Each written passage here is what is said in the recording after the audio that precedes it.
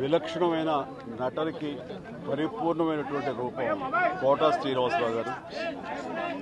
మహానటుడు, ఒక legendary character actor.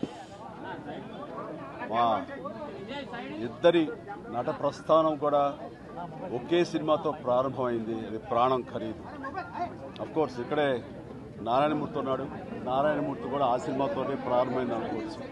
So సుదీర్ఘమైనటువంటి ఈ నట ప్రస్థానంలో మా అనుబంధం వెనవేసుకోవడం అంతా ఇంత కాదు. ఆయనతో నటిస్తున్నప్పుడు తెర మీద ఆయన నటనను చూసి అద్భుతం అనుకోవడం వేరు. వ్యక్తిగతంగా 1-to-1 కూర్చున్నప్పుడు ఆయన చేసే చమత్కారాలు కానీ చెప్పే జోకులు కానీ అవి ఆద్యంతో చాలా ఉత్సాహపరుస్తుంది. దాంతో షూటింగ్ ఉందంటే కనుక ఇలా కోటా శ్రీనివాసరావు గారు ఉన్నారు, ఇవాళ చాలా హుషారుగా బాగుంటుందని ఉత్సాహంతో వెళ్ళేవాళ్ళం. అలాగా ఆయనతోటి ఒక అనుబంధం పెనవేసుకు వెళ్ళింది. ఇంకా ఆయన చేయలేని క్యారెక్టరు, చేయని క్యారెక్టరు, మాట్లాడని యాస మాండలికాలు లేవనే చెప్పాలి.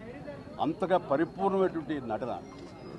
నాటక రంగం నుంచి వచ్చి సినిమా రంగంలో తనకంటూ ప్రత్యేకమైన స్థానం ఏర్పరచినటువంటి గొప్ప నటుడు. ఆయనతోటి నాకు ఎన్నో సినిమాల అనుబంధం ఉంది. ప్రతి సినిమా ఒక్కొక్క అద్భుతమైనటువంటి నాకు ప్రత్యేకం. అండ్ అలాంటి మా కోటా శ్రీనివాసరావు గారు ఈ రోజున లేరు అనుకోవటం అనేది నిజంగా చాలా తీరని లోటు. అండ్ ఇది వాళ్ళ కుటుంబానికి, పరిశ్రమకి తీరని లోటు. అలాంటి మహానటుడు, అలాంటి వైవిధ్య పాత్రలు పోషించేటటువంటి విలక్షణమైన నటుడు మళ్ళీ వస్తారని అనుకోవటం లేదు. అలాంటి నటుడు మనకు దొరకరేమో కూడా, ఉండరేమో కూడా. అది ఎవరు పూర్తి చేయటువంటి చాలా భారీ నష్టం ఈ పరిశ్రమకి.